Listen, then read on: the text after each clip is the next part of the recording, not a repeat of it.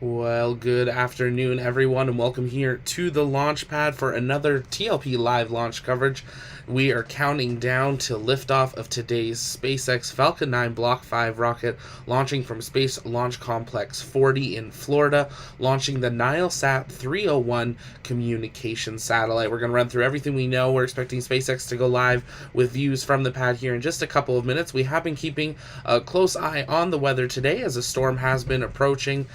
Kennedy, for the last about hour or so, has been in a phase 2 alert. They just rolled down a phase 1, which is a good sign that they will be able to continue with today's launch. So we will be keeping a close eye on that weather, and that's what you see on your screen right now. It's just cycling through the latest weather data from Kennedy Space Center as we count down to liftoff at 5:04 p.m. Eastern. There's that lightning board. We see everything in a phase 1. There's no lightning warnings, which is a great sign that they will be able to continue towards today's launch attempt.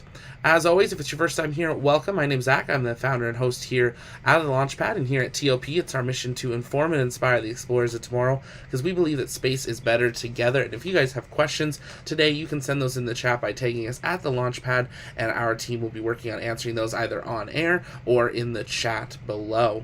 As we said, today we're watching for the launch of the Nilesat-301 communications satellite, which will be launching into a Geostationary Transfer Orbit, or GTO. A really interesting launch today, as the payload is launching into a super synchronous GTO 1600, which actually means the payload will only need 1600 meters per second of delta V to raise its orbit into its operational orbit slot. But this is right on the perimeter of what Falcon is actually able to generally perform. This was expected to be a mission where we would be extending, doing an expendable first stage booster, but SpaceX has changed the booster in just the last couple days, and they are going to be attempting to recover today's booster on Just Read the Instructions, which is stationed 687 kilometers downrange with the tug and support ship Bob. The fairing halves will be recovered as well out of the water, about 822 kilometers downrange by Bob. And as we said, we've been watching that weather, sitting at 60% go for the last little bit, but we're keeping a close eye on it. This is going to be the furthest downrange recovery of a Falcon 9 ever. The previous record was 681 kilometers. Today they're going for 687. This is the 99th reflight of a Falcon 9 booster, and they are going for their 123rd booster landing, getting really close to that 125 mark, and they are setting a new record with their 49th consecutive landing if everything goes well. And believe it or not, we are already at the 63rd orbital launch of 2022. That number very quickly increasing as we get about halfway through the year. If you're just joining us, we're just waiting for SpaceX to bring in some live feeds of the pad, of the SpaceX Falcon 9 sitting out on the pad. We've been listening into Mission Control Net over the last 40 minutes or so, and they did proceed to go into fueling following that T-minus 45-minute weather briefing, and everything is on track, targeting a liftoff at 5:04 p.m. Eastern or 9:04 p.m. UTC. If it's your first time here, take a moment, let us know where in the chat you're watching from, and if it's your first time, I'd love to give you a shout out there as we count down towards launch here today. Today's satellite is built by the Thales Alenia Space group. The Nilesat-301 satellite is a follow-up to 101, 102, 103, and 201 satellites from Nilesat. The geostationary satellite constellation provides television, radio, and data transmissions to the Northern Africa and Middle East region. Nilesat 301 will replace the aging Nilesat 201 satellite that was launched in 2010 atop an Ariane 5. Today's satellite has a launch mass of about 4,100 kilograms, but once it's in orbit and in position, it'll weigh just about 3,900 kilograms, and it is built on a space bus, satellite bus, so it's been built onto another structure that's already known to fly. There are two large deployable solar arrays along with batteries that are built in on board, as well as it does have a small engine on it as well to give it impulse should it need it to get into final position or maneuver. Today's Falcon 9 booster is booster 1062-7 with just under a 40-day turnaround, 39.9 days, and this was the booster that launched Inspiration 4, as well as a number of other missions. As you can see on your screen, SpaceX is getting ready to go live, so we're going to patch them in, listen in to Mission Control for an update. If you guys have questions, make sure to continue sending those in the chat by tagging us at the Launchpad, and we'll be answering those. And don't forget, it's launch day, which means you can get 10% off of everything in the TLP shop by using promo code LAUNCHDAY, all one word, in the chat. But as we get countdown to launch, let's listen in to SpaceX Mission Control. You're watching our live launch coverage of SpaceX Nilesat-301 right here on the Launchpad.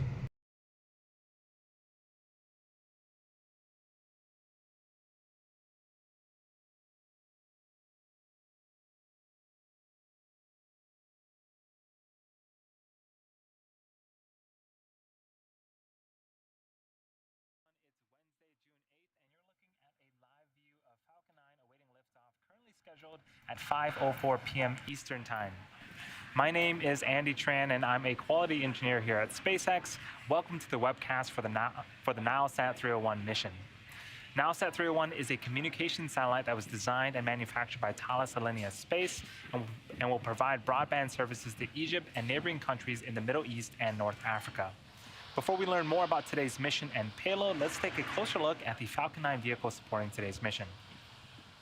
Falcon 9 is our two-stage liquid-fueled launch vehicle and stands 230 feet tall. That is greater than the wingspan of a 747 aircraft. Starting from the bottom of the vehicle, we have our first stage, which is the largest part of Falcon 9. As the name suggests, Falcon 9 has 9 Merlin or M1D engines at the bottom of the first stage, and this allows it to accelerate through the Earth's atmosphere and into various orbits in space. The dark soot that you see around the lower part of the first stage are remnants from its 6 previous launches. After lifting off for the 7th time today, we'll attempt to recover our first stage again on our drone ship that you see on screen. It's named Just Read the Instructions. Today's launch will mark the 156th Falcon 9 launch overall and the 116th Falcon 9 first stage landing. Above the first stage, we have the black carbon fiber inner stage that connects the first and second stages. The inner stage has pneumatic pushers that help the first and second stages separate, and it also houses our Merlin vacuum engine on our second stage that will take our payload to its desired orbit. Above the inner stage and second stage, at the very top of Falcon 9, we have the payload fairing. And as you may have guessed, this is the structure that protects our payload until we reach the vacuum of space. It's made up of 2 carbon fiber pieces that come together to encapsulate the Nilesat-301 satellite. And once we're in the vacuum of space, the 2 pieces will then separate from one another and begin their journey back to Earth. Like our first stage, we will be attempting to recover these fairing halves to fly again in the future as well. For now, let's learn a little bit about our payload flying on board Falcon 9 today, the Nilesat-301 satellite designed and manufactured by Thales Alenia Space.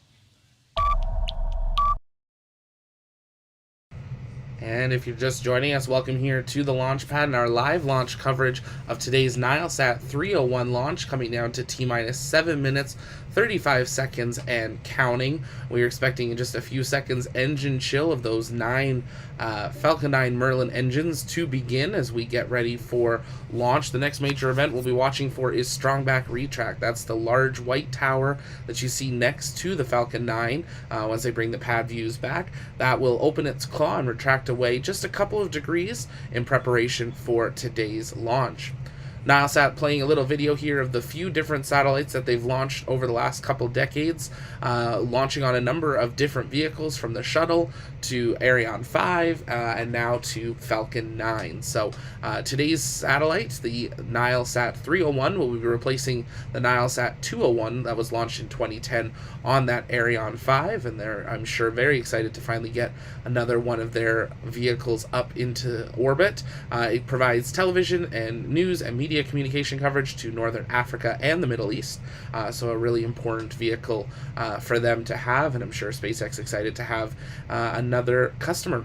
If you guys have questions, you can keep sending those in the chat. Tag us at the Launchpad, and don't forget to take a moment, engage that like button, share out the broadcast as we come down to T-minus 6 minutes, 20 seconds and counting until liftoff. We are keeping a close eye on the weather in the region, as it has not been favorable all day. Right now we are remaining in a phase 1 weather lightning warning, which is okay. They are still able to launch within that parameter. If we were to get into a phase 1 lightning warning, that would be the issue. Right now we are just in a lightning watch, and that was downgraded from a phase 2 alert just a few minutes ago. So they have said that they are currently sitting about 80% go for launch, so they are keeping an eye on that lightning. There is lightning in the region that we're seeing on the radar, but the actual area around the pad has been cleared. The last lightning detected in there. Let's double check here.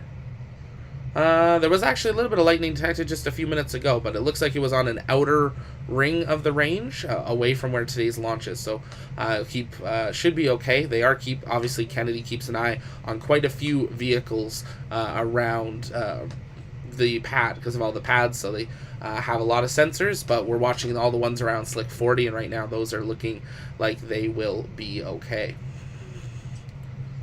Tim says the weather is great further away, so we'll listen back in to SpaceX Mission Control. We are keeping an eye. I'm just looking on the weather here. We do have a phase red alert at the Astrotech location. Lightning's been detected there, so we'll listen in to see how today's count proceeds as we get closer to T-minus 4 minutes, 40 seconds and counting. We just heard the call out that the strongback is beginning its sequences to retract. First up is going to be the clamp arms underneath the fairing halves. Those will open up. And then that large truss structure, the strongback, will begin to recline away from the vehicle to its pre-launch position about 2 degrees away. And we should start to see some movement on screen. There it is, the clamp arms right underneath the payload fairings. Those are opening up. The strongback is part of a larger structure called the transporter erector. We also refer to that as the TE. Its job is to route the vehicle's fluids, power, and telemetry umbilicals from the ground systems to the rocket and satellites until Falcon 9 goes on internal power and clears the pad.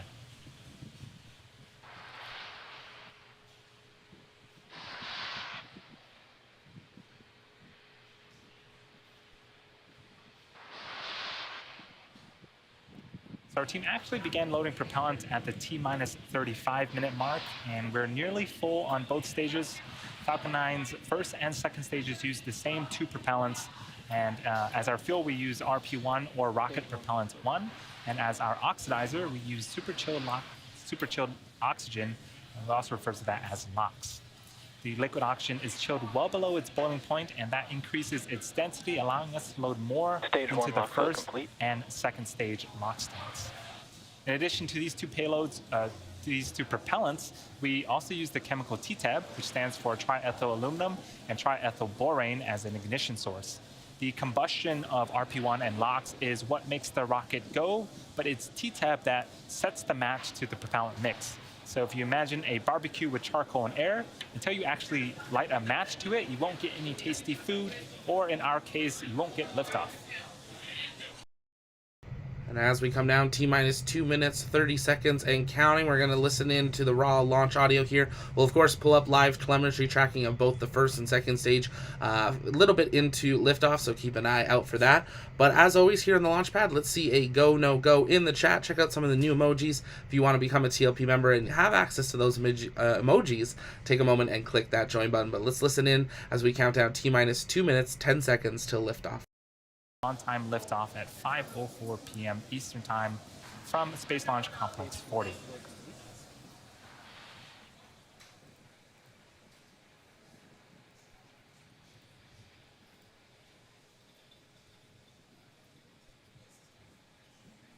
Stage 2 LOX load complete. So with that call out of stage 2 LOX load complete, that is the last of propellant loading for both stages on our vehicle. So we are fully topped off and ready to lift off in about 90 seconds.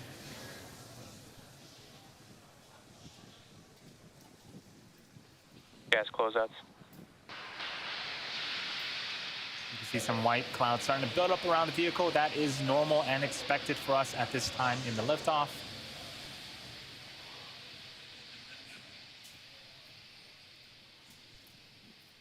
Falcon 9 has been startup.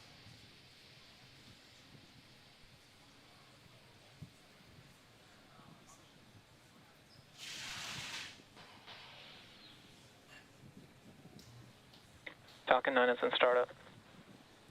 Now that we are in startup, that means that both stages are now beginning to pressurize for launch.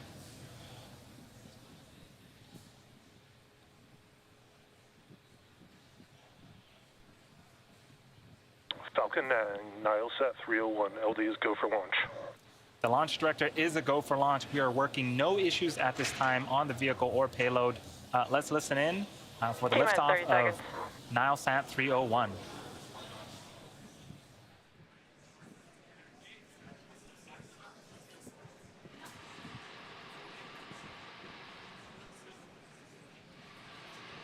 T-minus 15 seconds.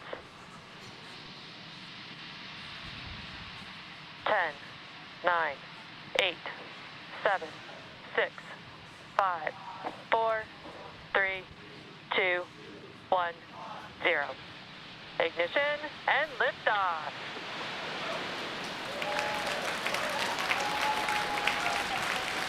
M1D chamber press is nominal.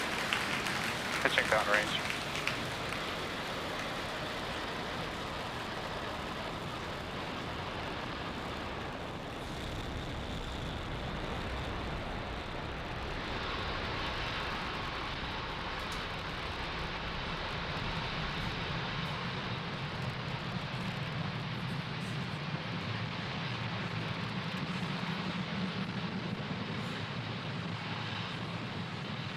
T plus 40 seconds into the mission, Falcon 9 has successfully lifted off from Space Launch Complex 40 at Cape Canaveral Space Force Station, carrying the Nilesat-301 satellite to a geosynchronous transfer orbit.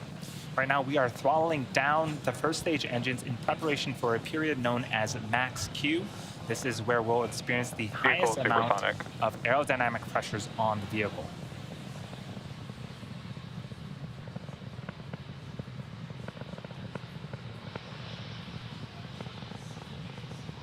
Max Q.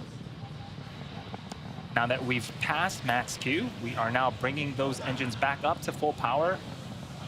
In about a minute, we have a couple of events happening in quick succession. First up will be main engine cutoff, also known as MECO, followed by stage separation, and then SES-1, also known as second engine start 1. During main engine cutoff, those 9 engines will shut off. During stage separation, the first and second stages will separate from one another. And then during SES-1 or second engine start 1, we'll have that single Merlin vacuum engine on the second stage. It will ignite and continue to carry the Nilesat-301 satellite to its targeted drop-off orbit. Shortly after we see ignition of the second stage engine, we are expecting those fairing halves to deploy and exposing, again, that Nilesat-301 satellite to the vacuum of space.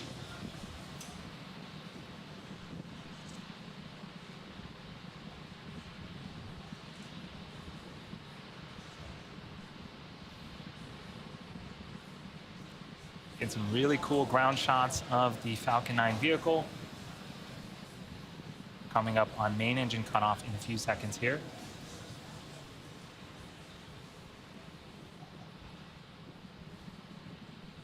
MECO.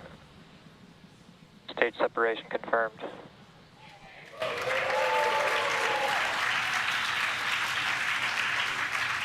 And MVAC ignition.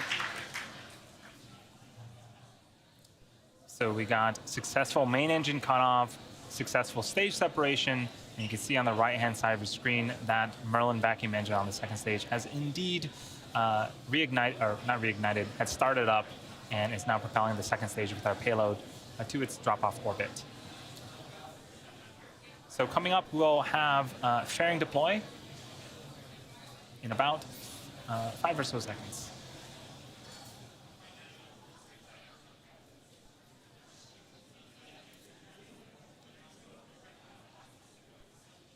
Fairing separation confirmed.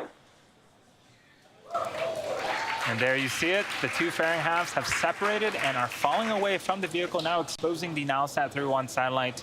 As a reminder, again, we are going to be attempting to recover those fairing halves with the help of our recovery vessel, Doug.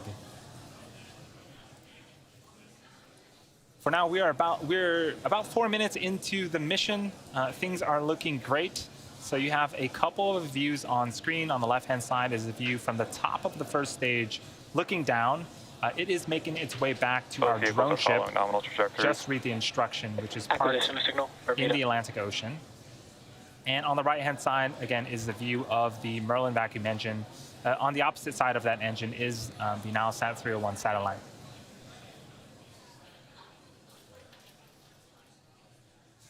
So we're currently in the first of 2 planned MVAC burns for the second stage.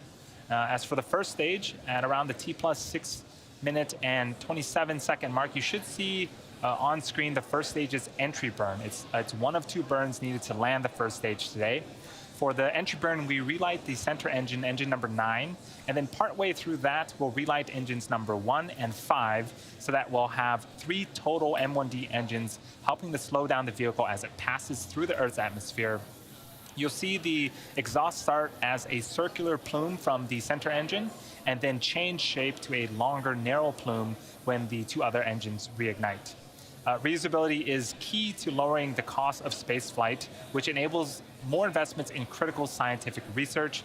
The Falcon 9 first stage that is supporting today's mission will be performing this entry burn for the 7th time, having previously supported 2 Starlink missions, the Axiom 1 mission, the Inspiration 4 mission, and the GPS 3-4 and 5 mission.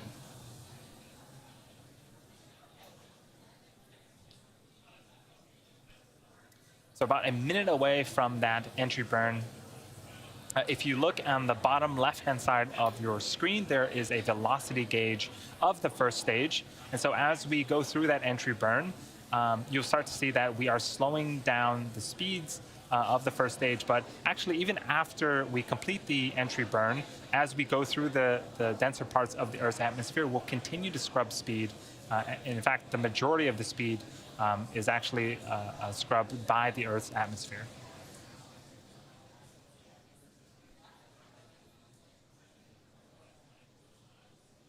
We talked a little bit about the engines and the different engines on the Falcon 9 vehicle. On the right-hand side of the screen, that is the Merlin vacuum engine. It's optimized to perform in the vacuum of space and can produce over 220,000 pounds of thrust. The engines on the first stage are Stage 1 entry burn startup. optimized to perform at sea level, and they can produce over 190,000 pounds of thrust during both ascent and descent. And you can see that we have indeed started our entry burn. This is expected to last for about 20 seconds before we shut off those 3 engines once again.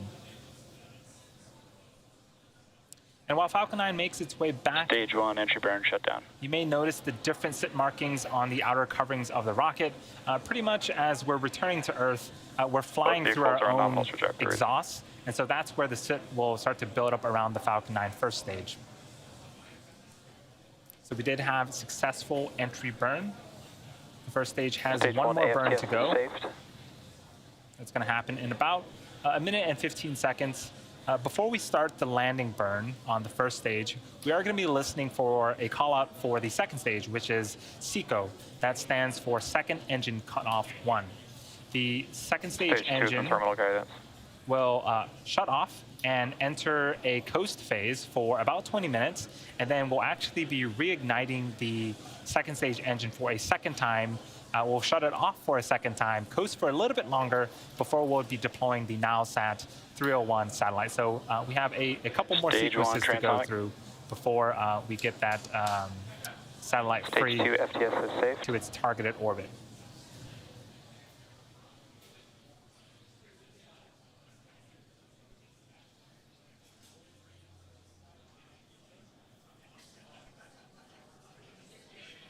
MVAC shutdown. Expected loss of signal, Cape. Stage 1 landing burn. So we did get confirmation of a successful second engine cutoff, and we've also begun the landing burn on the first stage. Nominal orbit insertion. So that call out for nominal orbital insertion is what we're waiting for the second stage. Again, it is Stage now 1 parked landing leg deployed. and in its coast phase. So here we're going to see if we can land this first stage for the 7th time on our drone ship.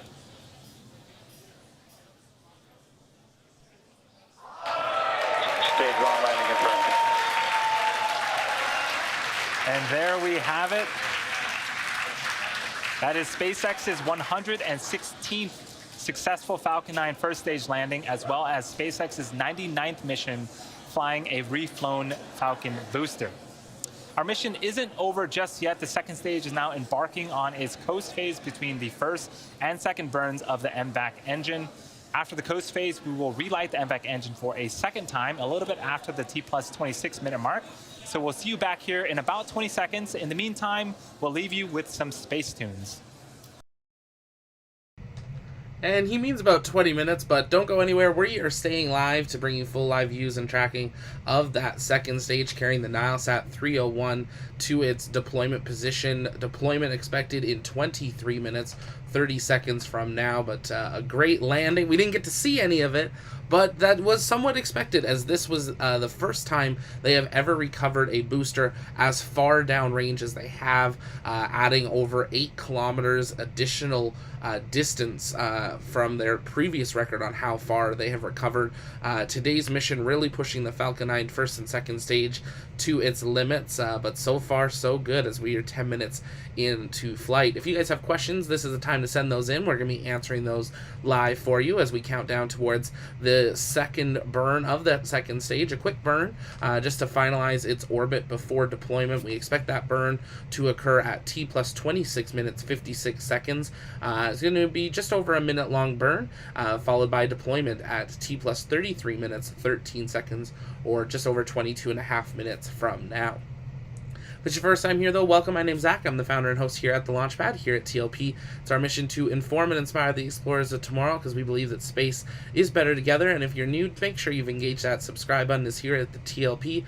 We bring you full live launch coverage, landing, splashdown, docking coverage, undocking coverage. We bring you coverage of all of the press events where we go behind the scenes with NASA and meet with their panels, as well as exclusive interviews and more. And we got a bunch of stuff we're excited to announce very soon for all of you coming this year as well. So make sure you've engaged that subscribe button. Join us over on Discord. We're hanging out in our live comms. We got Black Widow, we got Marcus, we got Jeebus, we got Joe, we got Strato, we got Mars, we got Tim as well. Feel free to join us in live comms as we watch together and count down now until deployment. I'm doing well, John. Thanks so much for asking. Appreciate it. Got people tuning in all over the world. We got Fairgrounds in Cornwall. We've got Marcus in Florida. We got Widow in Oklahoma. People all over, and it's great to have you all with us.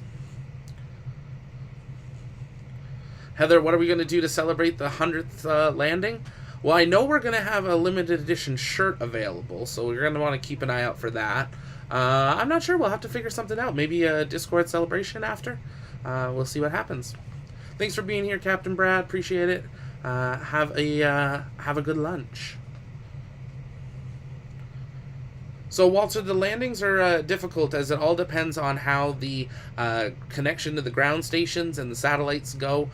You have to remember, the ocean's current, so how choppy is the ocean. Also, they're then landing a rocket on it with a big fiery booster coming down and adding more vibrations to it. So even with Starlink, there's enough vibrations that they can disconnect from their signal, and that's why we don't always see a view.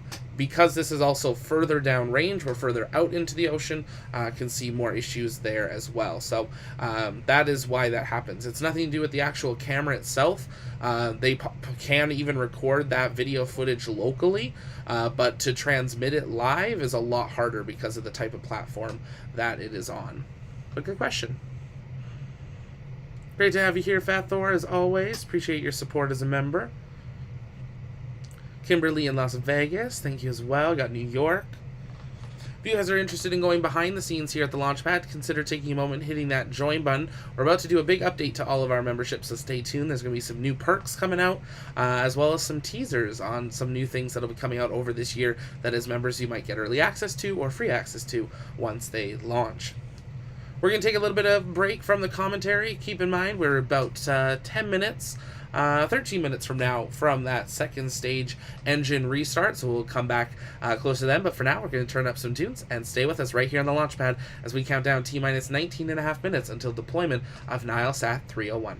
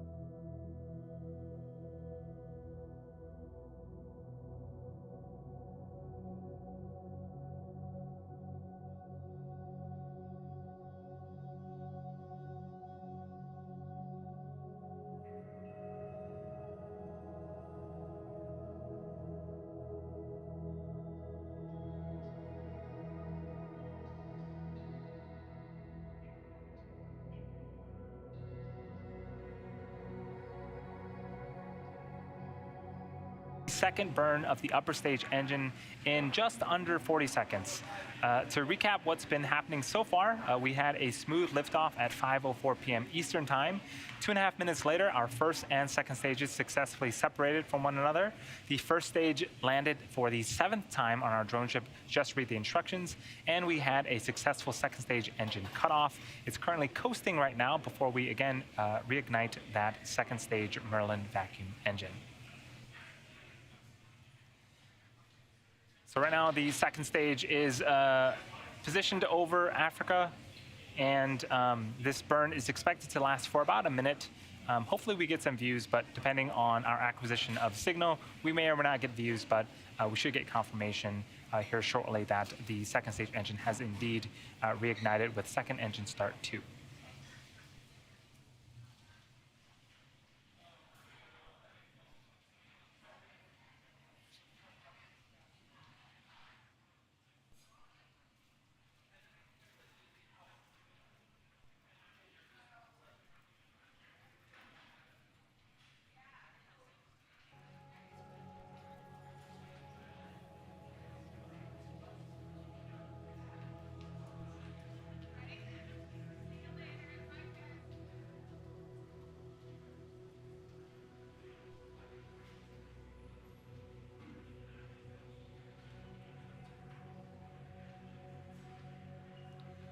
So we are waiting waiting on some ground station coverage, so we might not be able to get confirmation of that second engine start and subsequently the second engine cutoff at this time, but give us a few minutes here. We're going to check in with the teams and hopefully get that confirmation for you.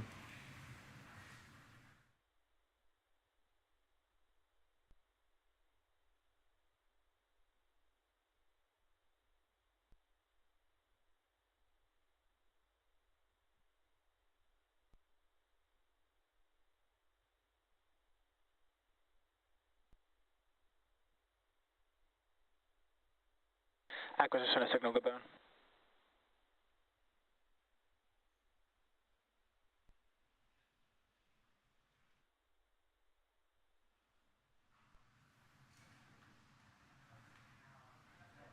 So we are about a few minutes away from that ground station. So we should be getting confirmation of SES-2 and SECO-2 here in a couple of minutes.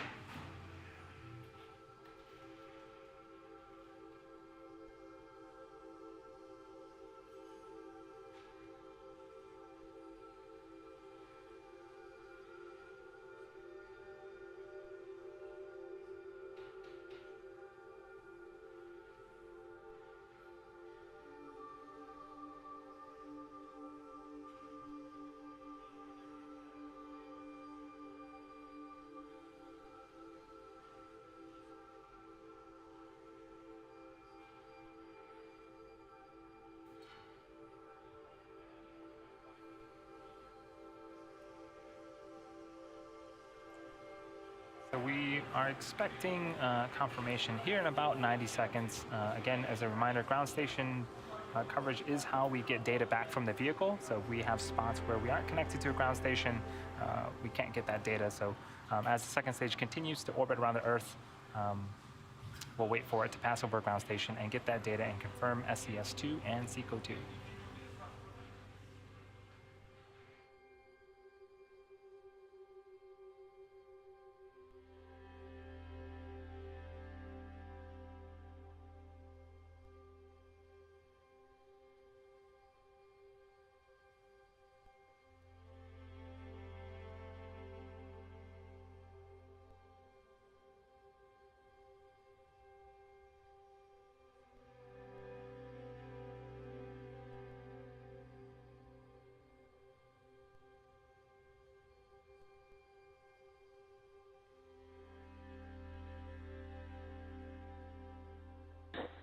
Acquisition of signal, hard to be stuck.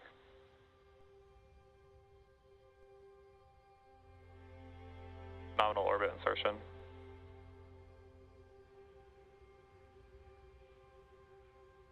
So there was the call that we were waiting for. So we did have a good burn and a good orbital insertion. So we are coasting for just a few more minutes before we begin the final sequences to deploy the Nilesat-301 satellite.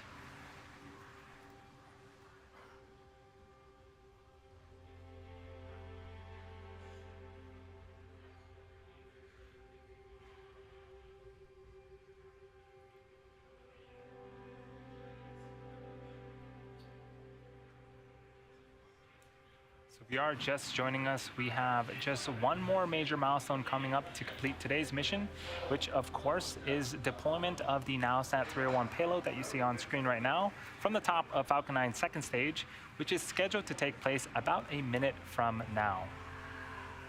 As previously mentioned, the Nilesat-301 is one of the latest generations of high-tech satellites with technical and broadcast capabilities, excelling all previous Egyptian satellites. Adding on to current coverage locations, the satellite will have the ability to operate 40 transponders covering new regions such as the Nile Basin countries and Southern Africa. In addition to providing broadband internet all over Egypt, Nilesat-301 will be capable of frequency maneuvering, anti-jamming, and geolocating the source of anti-jamming. Now, in a few seconds here, we should be witnessing that Nilesat-301 satellite deploy from our second stage.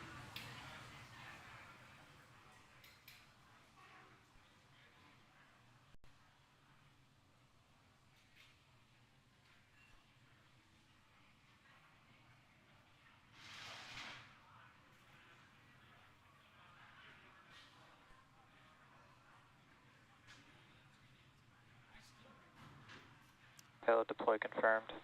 And there you have it. We've received and see on screen successful separation of the Nilesat-301 satellite from Falcon 9's second stage. With that, we are going to be bringing our webcast to a close.